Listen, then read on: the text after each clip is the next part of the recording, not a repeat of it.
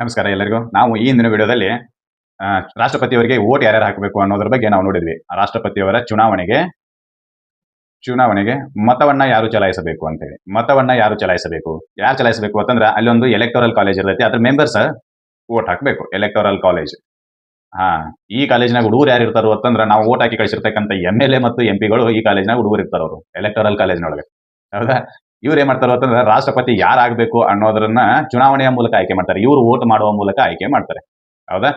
ಯಾರು ರಾಷ್ಟ್ರಪತಿಯ ಚುನಾವಣೆಗೆ ವೋಟ್ ಹಾಕೋರು ಯಾರು ಅಂತಂದ್ರೆ ಅಲ್ಲಿ ಒಂದು ಎಲೆಕ್ಟೋರಲ್ ಕಾಲೇಜ್ ಇರುತ್ತೆ. ಆ ಎಲೆಕ್ಟೋರಲ್ ಕಾಲೇಜ್ನ ಮೆಂಬರ್ಸ್ ಇರ್ತಾರೆ. ಅವ್ರು ಯಾರು ಆ ಕಾಲೇಜ್ನ ಮೆಂಬರ್ಸ್ ಸದಸ್ಯರು, ಆ ಶಾಲೆಗೆ ಕಲಿತಕ್ಕಂಥ ಹುಡುಗರು ಯಾರು ಅಂತ ಕೇಳಿದ್ರೆ MLA ಮತ್ತು MP ಗಳು. ಅದ್ರಾಗೂ MLA ಮತ್ತು MP ಗಳೊಳಗೆ ಎರಡು ವಿಧ. ಎಲೆಕ್ಟೆಡ್ ಮೆಂಬರ್ಸ್, ಚುನಾವಣೆಗೆ ನಿಂತು ಆಯ್ಕೆ ಆಗಿರ್ತಕ್ಕಂಥ ವ್ಯಕ್ತಿಗಳು ಮಾತ್ರ ಈ ರಾಷ್ಟ್ರಪತಿಯ ಚುನಾವಣೆಗೆ ವೋಟ್ ಹಾಕ್ತಾರೆ. ನಾಮಿನೇಟೆಡ್ ಮೆಂಬರ್ಸ್ ಅಲ್ಲ, ನಾಮಾಂಕಿತಗೊಂಡಿರ್ತಕ್ಕಂಥ ಮೆಂಬರ್ಸ್ ವೋಟ್ ಹಾಕೋದಿಲ್ಲ. ರಾಜ್ಯಸಭೆಗೆ 12 ಜನ ಸದಸ್ಯರು ನಾಮಾಂಕಿತಗೊಂಡಿರ್ತಾರೆ. ಆಮೇಲೆ ಲೋಕಸಭೆಗೆ 2 ಜನ ಸದಸ್ಯರು ನಾಮಾಂಕಿತಗೊಂಡಿರ್ತಾರೆ. ರಾಜ್ಯ ವಿಧಾನಸಭೆಗಳಿಗೆ ಒಬ್ಬೊಬ್ಬ ಸದಸ್ಯ ನಾಮಾಂಕಿತಗೊಂಡಿರ್ತಾನೆ ಅಂತೇಳಿ ನಾವು ಹಿಂದಿನ ವಿಡಿಯೋದಲ್ಲಿ ಹೇಳಿವಿ. ಆದ್ರೆ ಯಾರು ಲೋಕಸಭೆಗೆ ನಾಮಾಂಕಿತಗೊಳ್ತಾರೋ ಅಂತಂದ್ರೆ ಆಂಗ್ಲೋ ಇಂಡಿಯನ್ ಸದಸ್ಯರು ಅಂತ, ಯಾರು ವಿಧಾನಸಭೆಗಳಿಗೆ ಆಯ್ಕೆ ಆಗ್ತಾರೋ ಅಂತಂದ್ರೆ ಆಂಗ್ಲೋ ಇಂಡಿಯನ್ ಸದಸ್ಯರು ಅಂತ, ಮೆಂಬರ್ಸ್ ಅಂತ. ಈ ಆಂಗ್ಲೋ ಇಂಡಿಯನ್ಸರ ಪೋಸ್ಟ್ ಅನ್ನ 104ನೇ ತಿದ್ದುಪಡಿಯ ಮೂಲಕ, ಕಾನ್ಸ್ಟಿಟ್ಯೂಷನಲ್ ಅಮೆಂಡ್ಮೆಂಟ್ ಮೂಲಕ ರದ್ದುಗೊಳಿಸಲಾಗಿದೆ. ಇದನ್ನ ರಿಪೀಲ್ ಮಾಡಿದ್ರು, ರದ್ದುಗೊಳಿಸಿದ್ರು. ನೆನಪಲ್ಲಿ ಇರಲಿ. ಅಂದ್ರೆ ಈಗ ಆಂಗ್ಲೋ ಇಂಡಿಯನ್ರ ಆಯ್ಕೆ ಇಲ್ಲವೇ ಇಲ್ಲ, ನೆನಪಲ್ಲಿ ಇರಬೇಕು. ಇನ್ನ 12 ಜನ ನಾಮಾಂಕಿತಗೊಂಡ ರಾಜ್ಯಸಭೆಯ ಸದಸ್ಯರು ರಾಷ್ಟ್ರಪತಿಯ ಚುನಾವಣೆಗೆ ವೋಟ್ ಹಾಕಂಗಿಲ್ಲ ಅನ್ನೋದು ಹಿಂದಿನ ವಿಡಿಯೋದಲ್ಲಿ ನಾವು ನೋಡಿವಿ. ಆಯ್ತಾ? ಈಗ ಈ ರಾಷ್ಟ್ರಪತಿಯ ಚುನಾವಣೆಗೆ ವೋಟಿನ ಮೌಲ್ಯವನ್ನ ನಿರ್ಧಾರ ಮಾಡ್ತಾರೆ. ಈಗ ಫಾರ್ ಎಕ್ಸಾಂಪಲ್ ನಾನು ಒಂದು ವೋಟ್ ಹಾಕಿನಿ ಅಂತಂದ್ರೆ ನನ್ನ ವೋಟಿನ ಮೌಲ್ಯ 1 ಅಂತಲ್ಲ. ಈಗ ನಾವು ಕರ್ನಾಟಕದಿಂದ 224 MLA ಗಳು ಪ್ಲಸ್ 28 MP ಗಳು ವೋಟ್ ಹಾಕಬೇಕು.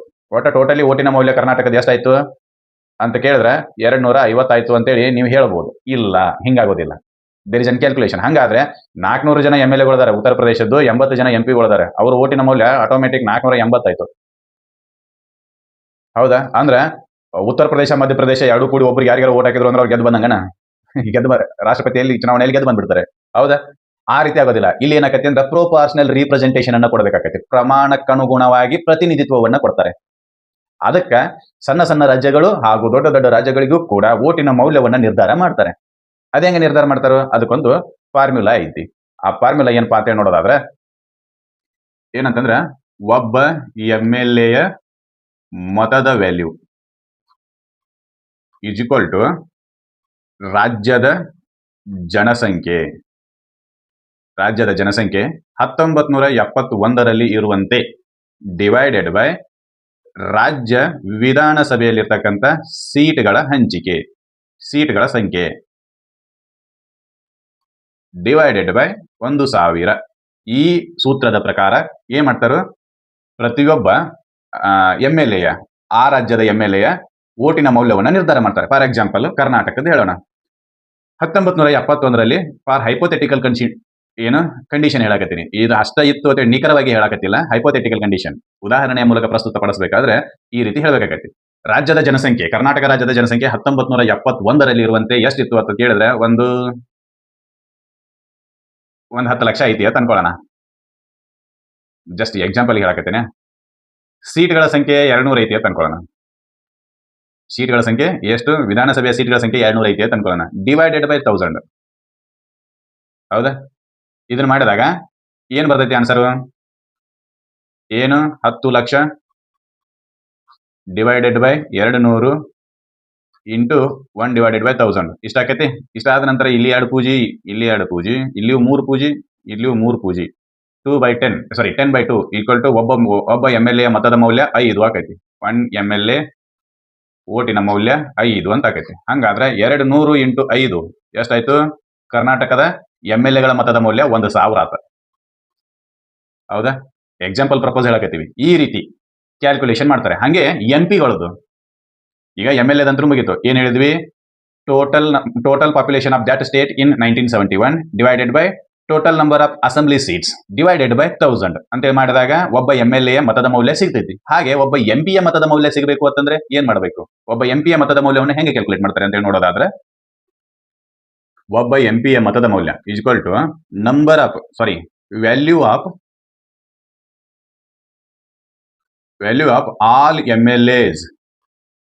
MLAs ಇನ್ ಇಂಡಿಯಾ ಕನ್ಸಿಡರ್ ಮಾಡ್ತಾರೆ. ವ್ಯಾಲ್ಯೂ MLA ಗಳನ್ನ ಕನ್ಸಿಡರ್ ಮಾಡೋದಿಲ್ಲ, MLA ಮತದ ಮೌಲ್ಯವನ್ನ ಕನ್ಸಿಡರ್ ಮಾಡ್ತಾರೆ. Divided by total number of MPs. ಇಲ್ಲಿ ಟೋಟಲ್ ನಂಬರ್ ಆಫ್ ಎಂಪೀಸ್ ಅಂತಂದ್ರೆ ರಾಜ್ಯಸಭೆಯ ಸದಸ್ಯರು ಪ್ಲಸ್ ಲೋಕಸಭೆಯ ಸದಸ್ಯರು. ಇಲ್ಲಿ ಚುನಾವಣೆಯ ಮೂಲಕ ಆಯ್ಕೆಗೊಂಡವರು ಮಾತ್ರ, ನಾಮಾಂಕಿತಗೊಂಡವರನ್ನ ಕನ್ಸಿಡರ್ ಮಾಡೋದಿಲ್ಲ.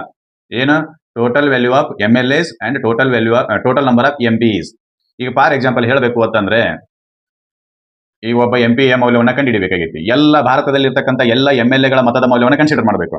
ಕರ್ನಾಟಕದ ಆಗಲೇ ಹೇಳಿದ್ವಿ 1,000 ಮತದ ಮೌಲ್ಯ, MLAಗಳ ಮತದ ಮೌಲ್ಯ. ಮಹಾರಾಷ್ಟ್ರದ 1,000, ಆಮೇಲೆ ಉತ್ತರ ಪ್ರದೇಶದ 2,000. ಹಿಂಗೆ ಕ್ಯಾಲ್ಕುಲೇಷನ್ ಮಾಡಿದಾಗ ಟೋಟಲ್ ಮತದ ಮೌಲ್ಯ 1,00,000 ಬರ್ತೈತಿ ಅಂತ ಅನ್ಕೊಳ್ಳೋಣ. 1,00,000 ಡಿವೈಡೆಡ್ ಬೈ ರಾಜ್ಯಸಭೆಯ ಸದಸ್ಯರ ಸಂಖ್ಯೆ ನಾಮಾಂಕಿತ ಸದಸ್ಯರನ್ನು ಹೊರತುಪಡಿಸಿ, ಹೌದಾ, ನಾಮಾಂಕಿತ ಸದಸ್ಯರನ್ನು ಹೊರತುಪಡಿಸಿ ರಾಜ್ಯಸಭೆಯ ಸಂಸದರ ಸಂಖ್ಯೆ ಡಿವೈಡೆಡ್ ಬೈ ಲೋಕಸಭೆಯ ಸದಸ್ಯರ ಸಂಖ್ಯೆ, ಸಂಸದರ ಸಂಖ್ಯೆ ಎರಡೂ ಸೇರಿಸಿ 500 ಐತಿ ಅಂತ ಅನ್ಕೊಳ್ಳೋಣ. 1971 ಕನ್ಸಿಡರೇಷನ್ ಮಾಡಕೈತೆ. 500 ಐತಿ ಅಂತ ತಿಳ್ಕೊಳ್ಳೋಣ. ಇಲ್ಲಿ 2 ಪೂಜವಾದು, ಇಲ್ಲಿ 2 ಪೂಜವಾದು. 5 ಒಂದಲೇ 5 ಎರಡನೇ ಅಂದ್ರೆ ಒಬ್ಬ MP ಯ ಮತದ ಮೌಲ್ಯ 200 ಅಂತ ಹೇಳಿ ಕನ್ಸಿಡರ್ ಮಾಡ್ತಾರೆ. ಕರ್ನಾಟಕದ ಒಬ್ಬ MLA ಯ ಮತದ ಮೌಲ್ಯ 5, ಕರ್ನಾಟಕದ ಒಬ್ಬ MP ಯ ಮತದ ಮೌಲ್ಯ 200. ಅರ್ಥ ಆಗತೈತಿ? 200 ಜನ MLA ಇದ್ರು ಅಂತಂದ್ರ ಇಂಟು 5 ಮಾಡಿದಾಗ 1,000 ಕರ್ನಾಟಕದ ಮತದ ಮೌಲ್ಯ ಬರ್ತೈತಿ. ಅದೇ 200 ಒಬ್ಬ MP ಯ ಮತದ ಮೌಲ್ಯ, ಜೊತೆಗೆ ಅವ್ರ 10 ಜನ ಇದ್ರು ಅವ್ರ ಮತದ ಮೌಲ್ಯ ಎಷ್ಟಾಕತಿ? 2,000 ಆಕತಿ. ಹೌದಾ? MP ಗಳ ಮತದ ಮೌಲ್ಯ ಜಾಸ್ತಿ ಇರ್ತೈತಿ, MLAಗಳ ಮತದ ಮೌಲ್ಯ ಹೆಚ್ಚು ಕಡಿಮೆ ಇರ್ತೈತಿ. ಜಾಸ್ತಿನೂ ಇರ್ಬೋದು, ಕಡಿಮೆನೂ ಇರ್ಬೋದು. ಹೌದಾ? ಇದು ನೆನಪಲ್ಲಿ ಇರಬೇಕು. ಏನೇನು ಸೂತ್ರ? Total value of the MLAs votes. ಏನು? ಎಲ್ಲ MLAಗಳ ಮತದ ಮೌಲ್ಯ ಡಿವೈಡೆಡ್ ಬೈ ಆಯ್ಕೆಗೊಂಡ ಸಂಸದೀಯ ಸದಸ್ಯರ ಸಂಖ್ಯೆ. ಚುನಾವಣೆಯ ಮೂಲಕ ಆಯ್ಕೆಗೊಂಡ ಸದಸ್ಯರ ಸಂಖ್ಯೆಯ ಮೂಲಕ ಒಬ್ಬ MP ಯ ಮತದ ಮೌಲ್ಯವನ್ನು ಕ್ಯಾಲ್ಕುಲೇಟ್ ಮಾಡಲಾಗುತ್ತದೆ. ಸರ್, ಇದೇನ್ರಿ 1971 ಇರ್ತಕ್ಕಂಥ ಜನಸಂಖ್ಯೆಯನ್ನು ಕನ್ಸಿಡರ್ ಮಾಡತ್ರಿ. ನಮ್ಮ ಭಾರತದೊಳಗ ಈಗ ಸದ್ಯಕ್ಕೆ ನಮ್ಮ ಕರ್ನಾಟಕದೊಳಗ ನಿಯರ್ಲಿ 7 ಕೋಟಿ ಜನಸಂಖ್ಯೆ ಐತಿ. ಅದನ್ನ ಬಿಟ್ಟು ನೀವು 1971 ಯಾಕೆ ಕನ್ಸಿಡರ್ ಮಾಡಕತ್ತೀರಿ? ಏನು ಕಾರಣ ಅಂತ ಹೇಳಿ ಕೇಳಿದ್ರೆ ಅದಕ್ಕೂ ಕಾರಣ ಐತಿ. 1971 ಯಾಕೆ ಕನ್ಸಿಡರ್ ಮಾಡಬೇಕು ಅಂತ ಹೇಳಿ ಜಗಳ ಇತ್ತು ದಕ್ಷಿಣ ಭಾರತದ ರಾಜ್ಯಗಳಿಗೂ ಮತ್ತು ಉತ್ತರ ಭಾರತದ ರಾಜ್ಯಗಳಿಗೂ. ದಕ್ಷಿಣ ಭಾರತ ಉತ್ತರ ಭಾರತ ಅನ್ನೋ ತಪ್ಪಾಕೈತಿ. ಭಾರತದ ದಕ್ಷಿಣ ರಾಜ್ಯಗಳಿಗೂ ಮತ್ತು ಭಾರತದ ಉತ್ತರದಲ್ಲಿರ್ತಕ್ಕಂಥ ರಾಜ್ಯಗಳಿಗೂ ಜಗಳ ಇತ್ತು. ಯಾಕೆ ಜಗಳ ಇತ್ತು? ಭಾರತದ ಉತ್ತರ ಭಾಗದಲ್ಲಿ ಇರ್ತಕ್ಕಂಥ ರಾಜ್ಯಗಳಲ್ಲಿ ಜನಸಂಖ್ಯೆ ಜಾಸ್ತಿ, ಸಿಕ್ಕಾಪಟ್ಟೆ. ಉತ್ತರ ಪ್ರದೇಶ, ಬಿಹಾರ ಪಾಪ್ಯುಲೇಷನ್ ಡೆನ್ಸಿಟಿಯನ್ನು ಕನ್ಸಿಡರ್ ಮಾಡಿರಿ ಅಂತಂದ್ರೆ 1 ಸ್ಕ್ವೇರ್ ಕಿಲೋಮೀಟರ್ 400, 420, 480 ಅದಾರ ಅವ್ರ. ಕರ್ನಾಟಕ, ಕೇರಳ, ತಮಿಳುನಾಡು, ಆಂಧ್ರ ಪ್ರದೇಶ, ಆಮೇಲೆ ತೆಲಂಗಾಣವನ್ನು ಕನ್ಸಿಡರ್ ಮಾಡಿದಾಗ ಇವರು 1 ಸ್ಕ್ವೇರ್ ಕಿಲೋಮೀಟರ್ 30-35 ಜನ ಅದಾರ. ಹೌದಾ? ನೀವು ಪ್ರಮಾಣಕ್ಕೆ ಅನುಗುಣವಾಗಿ ರೀಪ್ರೆಸೆಂಟೇಷನ್ ಅನ್ನ ಕೊಡ್ತೀರಿ, ಪ್ರತಿನಿಧಿತ್ವವನ್ನ ಕೊಡ್ತೀರಿ. ಅವಾಗ ಪಾಪ್ಯುಲೇಷನ್ ಜಾಸ್ತಿ ಯಾರಿಗೈತೋ ಅವ್ರದ್ದು ಕೈ ಎತ್ತರ ಆಗಿಬಿಡ್ತೈತಿ. ಯಾರ ಜನಸಂಖ್ಯೆ ಜಾಸ್ತಿಯೋ ಅವರ ಸಂಖ್ಯೆ ಜಾಸ್ತಿ ಆಗಿಬಿಡ್ತೈತಿ. ಅದಕ್ಕೆ ಅದನ್ನ ಏನ್ ಮಾಡಿದ್ರು ಅಂತಂದ್ರೆ 1971 ಇನ್ನೂ ಏನೊಂದು ನಡೀತಿತ್ತು ಅಂತಂದ್ರೆ ಒಂದು ಫ್ಯಾಮಿಲಿ ಪ್ಲಾನಿಂಗ್ ಸ್ಕೀಮ್ ಜಾರಿಗೆ ಬರ್ತೈತಿ. ಕುಟುಂಬ ಯೋಜನೆ.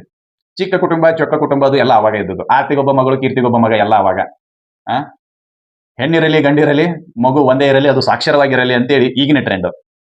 ಇವೆಲ್ಲ ಫ್ಯಾಮಿಲಿ ಪ್ಲಾನಿಂಗ್ 1971 ಬಂದು. ಈ 71 ಏನ್ ಮಾಡಿದ್ರು ಅಂತಂದ್ರೆ ಜೊತೆಗೆ ಇಂದಿರಾ ಗಾಂಧಿ ನಸಬಂದಿ ಕಾರ್ಯಕ್ರಮ ಅಂತ ಹೇಳಿ ಬಂತು. ಕರ್ಕೊಂಡೋಗಿ ನರ ಕಟ್ ಮಾಡ್ತಿದ್ರು ಅವಾಗ. ನಾವಿರ್ಲಿಲ್ಲಪ್ಪ, ನಮಗ್ ಗೊತ್ತಿಲ್ಲ, ಇದ್ದವ್ರು ಹೇಳ್ತಾರೆ.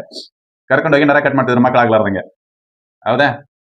ಅವಾಗ ಏನ್ ಮಾಡಿದ್ರು ಅಂತಂದ್ರೆ ಈ ಪಾಪ್ಯುಲೇಷನ್ ಕಂಟ್ರೋಲ್ ಅನ್ನ, ಜನಸಂಖ್ಯೆ ನಿಯಂತ್ರಣವನ್ನ ಭಾರತದ ದಕ್ಷಿಣ ಭಾಗದಲ್ಲಿರ್ತಕ್ಕಂಥ ರಾಜ್ಯಗಳು ಎಫೆಕ್ಟಿವ್ ಆಗಿ ಜಾರಿಗೆ ತಗೊಂಡ್ಬಂದು, ಪರಿಣಾಮಕಾರಿಯಾಗಿ ಜಾರಿಗೆ ತಗೊಂಡ್ಬಂದು. ಹೀಗಾಗಿ ಇಲ್ಲಿಯ ಫರ್ಟಿಲಿಟಿ ರೇಟು ರಿಪ್ಲೇಸ್ ರೇಟಿಗೆ ಬಂದದ. ಒಬ್ರು ಸಾಯಂತ ಒಬ್ರು ಹುಟ್ಟು ರೇಟಿಗೆ ಬಂದದ ಫರ್ಟಿಲಿಟಿ ರೇಟು. ಆದ್ರೆ ಉತ್ತರದ ರಾಜ್ಯಗಳನ್ನು ನೋಡಿದಾಗ ಫರ್ಟಿಲಿಟಿ ರೇಟು ಜಾಸ್ತಿ ಇವೆ.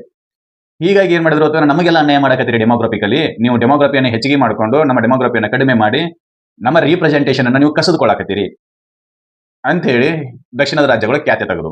ಆವಾಗ ಇಂದಿರಾ ಗಾಂಧಿ ಅವರು ತಲೆ ಓಡಿಸಿದ್ರು. ಬೇಡ 2000ವರೆಗೂ 1971 ಜನಸಂಖ್ಯೆಯ ಆಧಾರದ ಮೇಲೆನೆ ನಾವು ಮತದ ಮೌಲ್ಯವನ್ನು ನಿರ್ಧಾರ ಮಾಡೋಣ. 2000 ಅಷ್ಟರೊಳಗನ ಉತ್ತರದ ರಾಜ್ಯಗಳು ಏನ್ ಮಾಡಬೇಕು ಅಂತಂದ್ರೆ ಜನಸಂಖ್ಯಾ ನಿಯಂತ್ರಣವನ್ನ ಮಾಡಬೇಕು. ಇದು 42ನೇ ಸಂವಿಧಾನದ ತಿದ್ದುಪಡಿಯ ಪ್ರಕಾರ 1976ರಲ್ಲಿ ಇಂದಿರಾ ಗಾಂಧಿ ಅವರು ಈ ಕೆಲಸವನ್ನ ಮಾಡಿದ್ರು. ಇದನ್ನ ಮತ್ತೆ 2000 ಅಟಲ್ ಬಿಹಾರಿ ವಾಜಪೇಯಿ ಅವರು 2026 ಮುಂದುವರಿಸಿದ್ರು. ಇನ್ನು 2026 ಕ್ಯಾಲ್ಕುಲೇಷನ್ ಮಾಡಬೇಕು ಅವರ ಫರ್ಟಿಲಿಟಿ ರೇಟ್ ಕಡಿಮೆ ಆಗಿತ್ತು ಇಲ್ಲೋ. ಕಡಿಮೆ ಆಗಿತ್ತು ಅಂತಂದ್ರೆ ಮಾತ್ರ ಈಕ್ವಲ್ ಫುಟೇಜ್, ಇರ್ಲಿಲ್ಲ ಅಂತಂದ್ರೆ ಹಿಂಗ ಹೋಗೋದು 1971 ಕ್ಯಾಲ್ಕುಲೇಷನ್. ಯಾಕಂತ ಗೊತ್ತಾಯ್ತು? ಯಾಕಂತಂದ್ರೆ ದಕ್ಷಿಣದ ರಾಜ್ಯಗಳಿಗೆ ಅನ್ಯಾಯ ಆಗಬಾರ್ದು ಅಂತೇಳಿ. ಯಾಕೆ ಅನ್ಯಾಯ ಆಗಬಾರ್ದು? ಅವರು ಜನಸಂಖ್ಯೆಯ ನಿಯಂತ್ರಣವನ್ನ ಮಾಡಿದ್ರಿಂದ ಅವರ ಸಂಖ್ಯೆ ಕಡಿಮೆಯಾಗಿ ಮತದ ಮೌಲ್ಯ ಕಡಿಮೆ ಆಗಿರ್ತೈತಿ. ಅದೇ ಉತ್ತರದ ರಾಜ್ಯಗಳು ಜನಸಂಖ್ಯೆಯನ್ನು ಹೆಚ್ಚಿಗೆ ಮಾಡಿಕೊಂಡು ಅವರ ಮತದ ಮೌಲ್ಯವನ್ನು ಜಾಸ್ತಿ ಮಾಡ್ಕೊಂಡಾರ ಅಂತ ಇವರ ಅಪವಾದ. ಅವ್ರೇನು ಹಡಿಯ ತಿಳಂಗಿಲ್ಲ. ಇವರು ಏನ್ ಮಾಡ್ತಾರ, ರಿಸೋರ್ಸ್ ಅನ್ನ ಪರಿಗಣನೆಗೆ ತೆಗೆದುಕೊಂಡಾದ್ರೂ ನಾವೇನ್ ಮಾಡಬೇಕು, ಜನಸಂಖ್ಯೆಯ ನಿಯಂತ್ರಣವನ್ನು ಮಾಡಬೇಕು. ಹೀಗಾಗಿ 1971 ಏನ್ ಮಾಡಿದ್ರು, ಸ್ಟ್ರಿಕ್ಟ್ ಆಗಿ ಅಲೌಡ್ ಮಾಡಿದ್ರು. 1971 ಮೂಲಕವೇ ಜನಸಂಖ್ಯೆಯನ್ನ ನಾವು ಕ್ಯಾಲ್ಕುಲೇಟ್ ಮಾಡ್ತೀವಿ ಹೊರತಾಗಿ ಈಗ ಸದ್ಯಕ್ಕೆ ನಡೆದಿರ್ತಕ್ಕಂಥ ಜನಸಂಖ್ಯೆಯ ಅಥವಾ ಜನಮತಗಣನೆಯ ಮೂಲಕ ನಾವು ಕ್ಯಾಲ್ಕುಲೇಟ್ ಮಾಡೋದಿಲ್ಲ ಅಂತೇಳಿ. ಹೌದಾ? ಇದು 1971 ಯಾಕೆ ಲಿಮಿಟ್ ಮಾಡಿದ್ರು ಅಂತೇಳಿ ಕೇಳಿದ್ರೆ ಈ ಕ್ವಶನ್ಗೆ ಆನ್ಸರ್. ಆಮೇಲೆ ಎಕ್ಸಾಮ್ನೊಳಗೆ ಕೇಳ್ತಾರೆ ಏನಂತೇಳಿ, ಮತದ ಮೌಲ್ಯವನ್ನ ಕ್ಯಾಲ್ಕುಲೇಟ್ ಮಾಡುವ ವಿಧಾನ ಯಾವುದು ಅಂತೇಳಿ. ಯಾರ ರಾಷ್ಟ್ರಪತಿಯ ಚುನಾವಣೆಗೆ ಮತದ ಮೌಲ್ಯವನ್ನ ಕ್ಯಾಲ್ಕುಲೇಟ್ ಮಾಡುವ ವಿಧಾನ ಯಾವುದು ಅಂತ ಕೇಳಿದ್ರೆ MLA ಒಂದು ಬೇರೆ ಐತಿ, MP ಒಂದು ಬೇರೆ ಐತಿ. MLAಗೆ ಆ ರಾಜ್ಯದ ಜನಸಂಖ್ಯೆ 1971 ಇರುವಂತೆ ಡಿವೈಡೆಡ್ ಬೈ ವಿಧಾನಸಭೆಯ ಸೀಟ್ಗಳ ಸಂಖ್ಯೆ ಡಿವೈಡೆಡ್ ಬೈ 1000. ಹೌದಾ? ಇದು MLA ಮತದ ಮೌಲ್ಯವನ್ನ ಕ್ಯಾಲ್ಕುಲೇಟ್ ಮಾಡಲಿರ್ತಕ್ಕಂಥ ಸೂತ್ರ. ರಾಜ್ಯದ ಜನಸಂಖ್ಯೆ 1971 ಇರುವಂತೆ ಡಿವೈಡೆಡ್ ಬೈ ರಾಜ್ಯ ವಿಧಾನಸಭೆಗಳ ಸಂಖ್ಯೆ ಡಿವೈಡೆಡ್ ಬೈ 1000 ಅಂತೇಳಿ. ಇನ್ನು MP ಮತದ ಮೌಲ್ಯವನ್ನು ಕ್ಯಾಲ್ಕುಲೇಟ್ ಮಾಡೋದಾದ್ರೆ ಭಾರತದಲ್ಲಿ ಇರ್ತಕ್ಕಂಥ ಎಲ್ಲ MLAಗಳ ಮತದ ಮೌಲ್ಯವನ್ನ ಕೂಡಿಸಬೇಕು divided by total number of MPಗಳು ಯಾರು ರಾಜ್ಯಸಭೆ ಮತ್ತು ಲೋಕಸಭೆಯಲ್ಲಿ ಚುನಾವಣೆಯ ಮೂಲಕ ಆಯ್ಕೆ ಆಗಿರ್ತಾರೋ ಅವರ ಮತದ ಮೌಲ್ಯವನ್ನ ಮಾತ್ರ ಕನ್ಸಿಡರ್ ಮಾಡ್ತೀವಿ. ಅವರ ಸೀಟ್ಗಳನ್ನ ಕನ್ಸಿಡರ್ ಮಾತ್ರ ಮಾಡ್ತೀವಿ, ಮತದ ಮೌಲ್ಯ ಅಲ್ಲ. ಸೀಟ್ಗಳನ್ನ ಕನ್ಸಿಡರ್ ಮಾಡಿ ಕ್ಯಾಲ್ಕುಲೇಟ್ ಮಾಡಿದಾಗ ಒಬ್ಬ MP ಮತದ ಮೌಲ್ಯ ಸಿಗ್ತೈತಿ. ಇದಿಷ್ಟು ಇವತ್ತಿನ ವಿಡಿಯೋದಲ್ಲಿ. ಇನ್ನು ಆರ್ಟಿಕಲ್ ಮುಂದಿನ ವಿಡಿಯೋ ಯಾವ್ದಪ್ಪ ಅಂತಂದ್ರೆ ಆರ್ಟಿಕಲ್ 55 ಬಗ್ಗೆ. ಚುನಾವಣೆಯನ್ನ ನಡೆಸ್ತೀರಿ, ಯಾರು ವೋಟ್ ಹಾಕ್ಬೇಕು ಅಂತ ಹೇಳ್ತೀರಿ, ಆದ್ರೆ ಚುನಾವಣೆಯಿಂದ ಗೆಲ್ಲೋದು ಹೆಂಗೆ, ಅಲ್ಲಿ ಒಂದು ಸಿಸ್ಟಮ್ ಬರ್ತೈತಿ. ನಾವು ಹೆಂಗ್ ಮತದ ಮೌಲ್ಯವನ್ನ ಕೌಂಟ್ ಮಾಡ್ತೀವಿ ಅಂತೇಳಿ, ಎಣಿಕೆಯನ್ನ ಹೆಂಗ್ ಮಾಡ್ತೀವಿ ಅಂತ ಹೇಳ್ತಾರೆ. ಇಲ್ಲಿ ಒಬ್ಬ ರಾಷ್ಟ್ರಪತಿ ಗೆಲ್ಲಬೇಕು ಅಂತಂದ್ರೆ ಅಬ್ಸಲ್ಯೂಟ್ ಮೆಜಾರಿಟಿ ಬೇಕು, ಪರಿಪೂರ್ಣ ಮೆಜಾರಿಟಿ ಇರಬೇಕು. ಅಬ್ಸಲ್ಯೂಟ್ ಮೆಜಾರಿಟಿ ಅಂತ ಕರಿತೀವಿ, ಪರಿಪೂರ್ಣ ಮೆಜಾರಿಟಿ. ಫಾರ್ ಎಕ್ಸಾಂಪಲ್ ಹೇಳ್ಬೇಕು ಅಂತಂದ್ರೆ MLA ಅದು ಹೆಂಗ್ ಗೆಲ್ತಾರೋ ಅನ್ನೋದು ನೋಡೋಣ. ಈಗ ಒಂದು ಕ್ಷೇತ್ರದೊಳಗೆ ಫಾರ್ ಎಕ್ಸಾಂಪಲ್ ಯಾವ್ದಿದು, ಹುಬ್ಳಿ ಅಂತೇಳಿ ಒಂದು ಕ್ಷೇತ್ರ ತಗೊಳ್ಳೋಣ. ಹುಬ್ಳಿ ಇಲ್ಲಿ 70,000 ಜನ ಓಟ್ ಹಾಕ್ಯಾರ ತಿಳ್ಕೊಳ್ಳೋಣ. 70,000 ಜನ ಓಟ್ ಹಾಕ್ಯಾರ. ಇಲ್ಲೊಂದು 10 ಮಂದಿ ಎಲೆಕ್ಷನ್ ನಿಂತಾರೆ. ABCDEF ಅಂತೇಳಿ ಇಲ್ಲೊಂದು 10 ಜನ ಹಿಂಗೆ ಎಲೆಕ್ಷನ್ ನಿಂತಾರೆ. ಹೌದಾ? ಈ 70,000 ಯಾರು ಹೆಚ್ಚಿಗೆ ಮತ ಪಡ್ಕೊಂಡಿರ್ತಾರಲ್ಲ ಅವ್ರಿಗೆ ಗೆದ್ದಂಗ. ಏನು, ಈ ಏಕ 35 25,000 ಓಟ್ ಬಿದ್ದಾವೆ ತಂದ್ಕೊಳ್ಳೋಣ. 25,000 ಓಟ. B ಕ 10,000, C ಕ 15,000. ಹಿಂಗ ಯಾರ ಓಟ್ ತಗೊಂಡ್ರು ಏಕಿತ ಕಡಿಮೆ ತಗೊಂಡಾರ. ಇಲ್ಲಿ ಒಬ್ಬ D ಗ 24,999 ಬರೀನು. ಇಲ್ಲಿ ಗೆದ್ದವ್ರು ಯಾರು ಅಂತಂದ್ರೆ ಯಾರು ಹೆಚ್ಚಿಗೆ ಮತವನ್ನ ಪಡೆದಾರ ಅವರು. 25,000 ಮತವನ್ನ ಪಡೆದಿರ್ತಕ್ಕಂಥ A ಅಂತಕ್ಕಂಥ ವ್ಯಕ್ತಿ ಗೆದ್ದಾನು ಅಂತ ಡಿಕ್ಲೇರ್ ಆಕೈತಿ. ಇದನ್ನ ಫಸ್ಟ್ ಪಾಸ್ಟ್ ಟು ದಿ ಪೋಸ್ಟ್ ಅಂತ ಕರೀತಾರೆ. ಫಸ್ಟ್ ಪಾಸ್ಟ್ ಟು ಪೋಸ್ಟ್ ಅಂತ. ಈ ಮತದ ಎಣಿಕೆಯನ್ನ ಅಥವಾ ಈ ರೀತಿಯಾಗಿರ್ತಕ್ಕಂಥ ಗೆದ್ದು ಬರುವ ಆಯ್ಕೆಯನ್ನ ಮಾಡ್ಕೊಳ್ಳುವ ಎಲೆಕ್ಷನ್ ಅನ್ನ ನಾವು ಫಸ್ಟ್ ಪಾಸ್ಟ್ ಟು ಪೋಸ್ಟ್ ಅಂತ ಕರೀತಾರೆ. ನೆನಪಲ್ಲಿ ಇರಲಿ, ಫಸ್ಟ್ ಪಾಸ್ಟ್ ಟು ಪೋಸ್ಟ್. ಇದೇನ್ ಸರ ಏನು ಟ ಬರಾಕೈತಿ ಅಂತ ಹೇಳ್ಬೇಡ್ರಿ. ಇದ್ರ ಮತದ ಹಿಂಗೆ ಮಾಡ್ತಾರೆ ಅದನ್ನ, ಫಸ್ಟ್ ಪಾಸ್ಟ್ ಟು ಪೋಸ್ಟ್. ಆದ್ರೆ ರಾಷ್ಟ್ರಪತಿ ಚುನಾವಣೆಯಲ್ಲಿ ಅಬ್ಸಲ್ಯೂಟ್ ಮೆಜಾರಿಟಿ ಬೇಕು. ಅಬ್ಸಲ್ಯೂಟ್ ಮೆಜಾರಿಟಿ ಅಂತಂದ್ರೆ ಈ 70,000 35,001 ಓಟ್ ಬೇಕು. ಅಂದ್ರೆ ಅರ್ಧಕ್ಕಿಂತನೂ ಒಂದು ಜಾಸ್ತಿ ಓಟ್ ಬೇಕೇ ಬೇಕು. ಸರ್ ನಾನು 34,999 ಓಟ್ ತಗೊಂಡೇನೆ ಅಂದ್ರೂ ನೀ ಗೆದ್ದಂಗಲ್ಲ. ಯಾರು 35,000 ಓಟ್ಗಿಂತನೂ ಜಾಸ್ತಿ ತಗೋತಾರೋ ಅವರು ಗೆದ್ದಂಗ. ಇದನ್ನ ನಾವು ಅಂತ ಕರಿತೀವಿ ಅಬ್ಸಲ್ಯೂಟ್ ಮೆಜಾರಿಟಿ ಅಂತ ಕರಿತೀವಿ. ಈ ರೀತಿ ಕ್ಯಾಲ್ಕುಲೇಟ್ ಮಾಡತ್ತೇಳಿ ಯಾವ್ದು ಹೇಳ್ತೈತಿ ಅಂತಂದ್ರೆ ಆರ್ಟಿಕಲ್ 55 ಹೇಳ್ತೈತಿ. ಇದನ್ನ ನಾವು ಏನಂತ ಕರಿತೀವಿ ಅಂದ್ರೆ ಸಿಂಗಲ್ ಟ್ರಾನ್ಸ್ಫರೇಬಲ್ ವೋಟ್ ಅಂತ ಕರಿತೀವಿ. ಏಕಮತ ವರ್ಗಾವಣಾ ಪದ್ಧತಿ ಅಂತ, ಸಿಂಗಲ್ ಟ್ರಾನ್ಸ್ಫರೇಬಲ್ ವೋಟ್ ಅಂತ ಕರಿತೀವಿ. ಏನು, 1 ಸೆಕೆಂಡ್ ಬರ್ದ ಬಿಡ್ತೀನಿ. ಯಾವ ಪದ್ಧತಿ ಅದು? ಸಿಂಗಲ್ ಟ್ರಾನ್ಸ್ಫರೇಬಲ್ ವೋಟ್ ಸಿಸ್ಟಮ್ ಅಂತ. ಏಕಮತ ವರ್ಗಾವಣಾ ಪದ್ಧತಿ.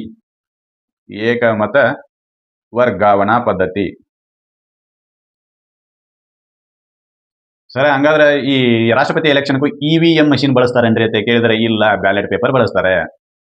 ನೆನಪಲ್ಲಿರಲಿ. ಯಾಕೆ ಬ್ಯಾಲೆಟ್ ಪೇಪರ್ ಬಳಸ್ತಾರೆ ಅನ್ನೋದನ್ನ ನಾನು ನೆಕ್ಸ್ಟ್ ವಿಡಿಯೋ ಆರ್ಟಿಕಲ್ 55 ಡಿಸ್ಕಷನ್ ಮಾಡುವಾಗ, ಏನಿದು ಸಿಂಗಲ್ ಟ್ರಾನ್ಸ್ಫರೇಬಲ್ ವೋಟ್ ಅನ್ನ ಡಿಸ್ಕಷನ್ ಮಾಡುವಾಗ ನಿಮಗೆ ತಿಳಿಸ್ಕೊಡ್ತೀನಿ.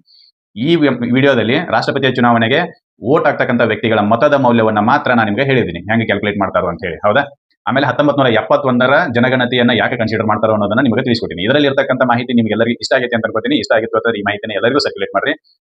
ನಮ್ಮ ಚಾನಲ್ ಅನ್ನ ಸಬ್ಸ್ಕ್ರೈಬ್ ಮಾಡ್ರಿ. ಆಮೇಲೆ ವಿಡಿಯೋನ ಹೆಚ್ಚು ಜನರಿಗೆ ಶೇರ್ ಮಾಡ್ರಿ. ಲೈಕ್ಸು ಕಮೆಂಟು ಮಾಡ್ರಿ ಅಂತ ಹೇಳ್ತಾ ಮುಂದಿನ ವಿಡಿಯೋದಲ್ಲಿ ಮತ್ತೆ ಭೇಟಿಯಾಗೋಣ. ಅಲ್ಲಿವರೆಗೂ ಧನ್ಯವಾದಗಳು.